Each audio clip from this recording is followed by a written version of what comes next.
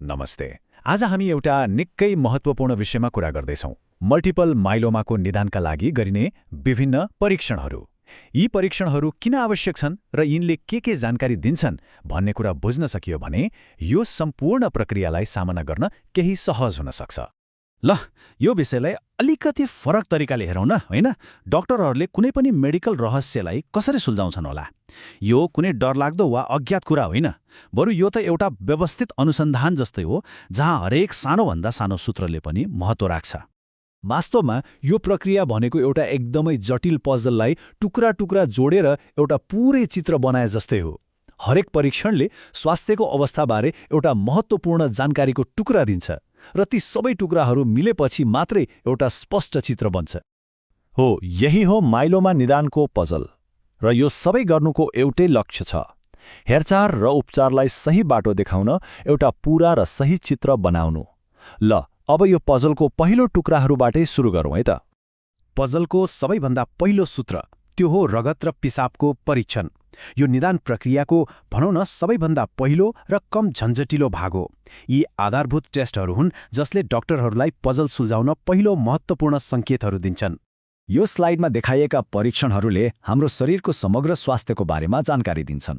जस्तै फुल ब्लड काउन्टले के हेर्छ भने रगतको कमी मतलब एनेमिया छ कि छैन, किनभने यो माइलोमाको एउटा सामान्य लक्षण हो। त्यसैगरी रगतको रसायनले क्याल्सियमको स्तर जस्ता कुराहरू जाँच्छ भने अङ्गको कार्यस्थितिले मृगौला र कलेजो जस्ता महत्त्वपूर्ण अङ्गहरूले राम्ररी काम गरिरहेका छन् कि छैनन् भनेर देखाउँछ। तर सबैभन्दा महत्त्वपूर्ण कुरा एम ब्यान्ड जस्ता परीक्षणहरूले माइलोमा कोशिकाहरूले बनाउने असामान्य प्रोटिनहरू छन् कि छैनन् भनेर पत्ता लगाउँछन्। अब यहाँ एउटा एकदमै मुख्य शब्द आउँछ, मोनोक्लोनल प्रोटिन, जसलाई एम ब्यान्ड पनि भनिन्छ। खासमा यो के हो भने यो मायोलोमा सेलहरूले बनाउने एक किसिमको असामान्य प्रोटिन हो। यो प्रोटिन पत्ता लगाउनु र यसको मात्रा नाप्नु नै सुरुका परीक्षणहरूको मुख्य उद्देश्य हो। यसको मात्राले रोग कति सक्रिय छ भनेर पनि देखाउँछ। अनि यो प्रोटिन कहाँ खोजिन्छ त? डाक्टरहरूले एउटा पूरा चित्र पाउनका लागि रगत र पिसाब दुवैमा यी असामान्य प्रोटिनहरू खोज्छन्। इम्युनोफिक्सेसन वा आइएफई भन्ने परीक्षणले चाहिँ यो प्रोटिनको सही प्रकार कुन हो भनेर पहिचान गर्न मद्दत गर्छ, चाहे त्यो रगतमा होस् वा पिसाबमा। ल, अब पजलको अर्को र सायद सबैभन्दा महत्त्वपूर्ण टुक्रातिर लागौँ, बोन म्यारो बायोप्सी। हो, यो नाम सुन्दा अलि डर लाग्न सक्छ, तर यो किन यति धेरै महत्त्वपूर्ण छ र यसबाट के आशा गर्न सकिन्छ भनेर बुझ्न एकदमै जरुरी छ।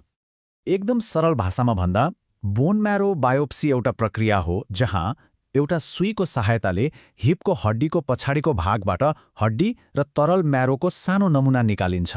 यो नमुनाले माइलोमा कोशिकाहरूको बारेमा सिधै जानकारी दिन्छ। यो टेस्ट किन यति महत्त्वपूर्ण छ त? हेर्नुहोस्, पहिलो कुरा यसले बोन म्यारोमा कति प्रतिशत माइलोमा सेलहरू छन् भनेर पत्ता लगाएर निदानलाई पक्का गर्छ। दोस्रो, यसले ती सेलहरूको जेनेटिक बनावट मतलब डिएनए कस्तो छ भनेर अध्ययन गर्न मद्दत गर्छ, जसले रोग आक्रामक छ कि सुस्त छ भन्ने कुरा बुझाउँछ। र तेस्रो, यही जानकारीको आधारमा कुन उपचार सबैभन्दा प्रभावकारी हुन सक्छ भनेर निर्णय गर्न सजिलो हुन्छ। अब सबैको मनमा आउने सबैभन्दा ठूलो र महत्त्वपूर्ण प्रश्न, के यो प्रक्रियामा दुख्छ? यो चिन्ता हुनु त एकदमै स्वाभाविक हो। स्रोतहरूले के भन्छन् भने दुखाइ कम गर्नका लागि टेस्ट गर्ने ठाउँलाई लोकल एनेस्थेटिक दिएर सुन्न पारिन्छ। प्रक्रिया सकिएपछि जब एनेस्थेटिकको असर कम हुन्छ, अर्को 48 घण्टा जति सुई लगाएको ठाउँमा अलिअलि दुखेको महसुस हुन सक्छ, तर त्यो बिस्तारै कम हुँदै जान्छ। प्रक्रियापछि गर्नुपर्ने हेरचाह पनि एकदमै सरल छ। केही घण्टा सिधा सुत्ने, त्यो ठाउँलाई 24 घण्टासम्म सुक्खा राख्ने र कुनै दुखाइ भयो भने सामान्य पेनकिलर लिन सकिन्छ। सबैभन्दा महत्त्वपूर्ण कुरा, कुनै पनि असामान्य लक्षण देखियो भने स्वास्थ्य टोलीलाई तुरन्तै जानकारी दिनुपर्छ। ल, अब पजलको अर्को टुक्रा मिलाउने पालो। त्यो हो माइलोमाले शरीरमा खासगरी हड्डीहरूमा कस्तो असर गरिरहेको छ भनेर बुझ्ने। हो, यसका लागि इमेजिङ टेस्टहरूको प्रयोग गरिन्छ। इमेजिङको मुख्य उद्देश्य भनेको हड्डीहरूमा माइलोमाको कारणले बनेका साना साना प्वाल वा कमजोर ठाउँहरू छन् कि भनेर पत्ता लगाउनु हो। यसलाई ओस्टियोलाइटिक घाउ भनिन्छ। यी घाउहरूले हड्डीलाई कमजोर बनाउन सक्छन्, त्यसैले यिनलाई पत्ता लगाउनु एकदमै महत्त्वपूर्ण हुन्छ। यसका लागि विभिन्न किसिमका इमेजिङ टेस्टहरू प्रयोग हुन सक्छन्, जस्तै एक्सरे, एमआरआई, सिटी स्क्यान वा पीईटी स्क्यान। अब कुन टेस्ट प्रयोग गर्ने भन्ने कुरा त अवस्था र डाक्टरको सल्लाहमा भर पर्छ, तर यी सबैको लक्ष्य एउटै हो, हड्डीको स्वास्थ्यबारे विस्तृत जानकारी दिनु। अहिलेसम्म हामीले पजलका धेरै टुक्राहरू जम्मा गरिसक्यौँ होइन? रगत र पिसाबको टेस्ट, बोन म्यारो बायोप्सी अनि इमेजिङ।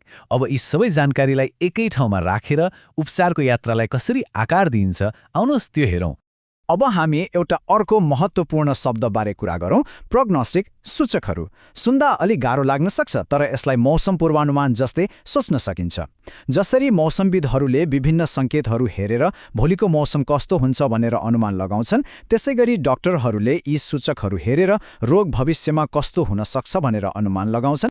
यो कुरा बुझ्न एकदमै जरुरी छ कि निदान भनेको एक पटकको घटना मात्रै होइन। यी सुरुका टेस्टहरूले एउटा आधार रेखा अथवा बेसलाइन तयार पार्छन्। यो उपचार सुरु गर्नुअघि खिचिएको बिफोर फोटो जस्तै हो, जसको आधारमा समयसँगै उपचारको प्रभावकारिता र रोगको प्रगतिलाई निगरानी गर्न सकिन्छ। यो तालिकामा केही मुख्य प्रोग्नोस्टिक सूचकहरू देखाइएको छ, जस्तै बीटा-2 माइक्रोग्लोब्युलिन भन्ने प्रोटिनको मात्रा धेरै भयो भने त्यसले रोग शरीरमा बढी फैलिएको हुन सक्छ भन्ने सङ्केत गर्छ। अर्कोतिर एल्ब्युमिन भन्ने प्रोटिनको मात्रा कम हुनुले चाहिँ रोगको अवस्था अलि जटिल हुन सक्छ भन्ने देखाउँछ।